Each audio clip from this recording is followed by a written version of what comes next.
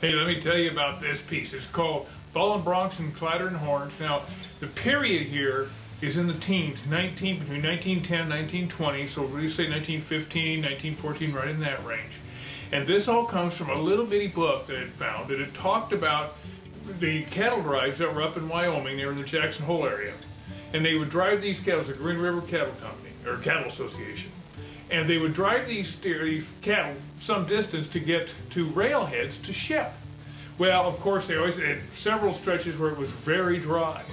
And so these old cows, you know, they'd be getting kind of thirsty and they'd have quite a distance to cover. Well, when they'd smell that water, you know, some of them sometimes would just kind of head right towards that water. And that's kind of what's happening here. That's what you're seeing, is these old cows, these old steers are just they're smelling that water and they're crashing down trying to get down to it.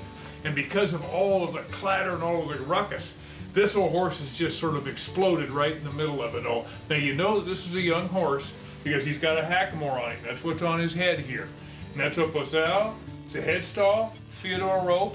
Then this rope here, the rein nap, is called a McCarty rope. And it's braided horsehair in real life. And you use it on those hackamores. So whenever you see that on a horse, you'll know that he's 3-4-year-old, something like that. So he's a youngster. And this saddle here is an R.T. Fraser saddle. It was built in 1914. It's a Nelson tree. It was a kind of a typical kind of a good range tree that they built. And it's all carved. You can see the carving in that as you look at the piece closer.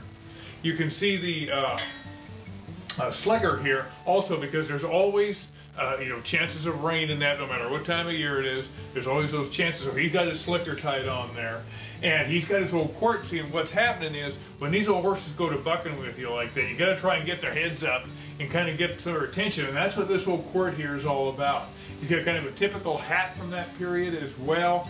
And this old horse is just really lunging up and going forward there on that piece. And you can see these nice negative spaces in that, and you can just hear this old horse just a bawling. You know, no horse really goes to bucking. He'll just squall like a son of a gun.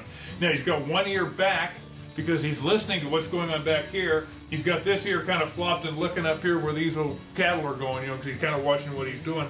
It has a real nice sense of action and movement to it. These big, loose textures. This old steer here is just hanging out there into space and turning around, and this old steer is crashing right back underneath you. You just hear those horns just cracking and clattering. That's where the title comes from. So that's the story on the piece. I love all the masses and all the action that's in it. It really just takes you all the way through it. Thanks for letting me tell you about it.